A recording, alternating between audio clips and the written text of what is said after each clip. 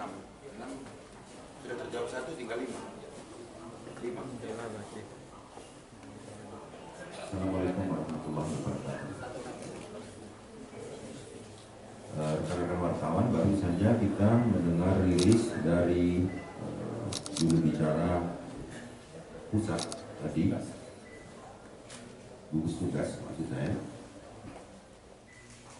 Terinformasi dari spesimen yang kita kirim ke Litbangkes, ternyata ada jawaban 1 saudara kita positif corona.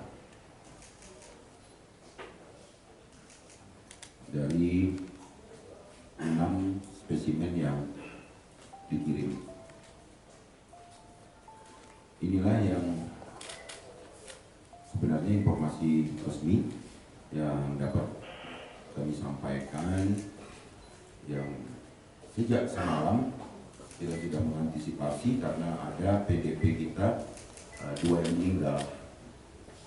Maka status sejak tadi malam sudah saya naikkan menjadi tanggap darurat untuk menyikapi COVID-19 di Sumatera Selatan. Itu dulu informasi yang bisa disampaikan. Pada data resmi atau tabel dari jubir gugus tugas nasional, belum disebut di Sumsel ada yang meninggal.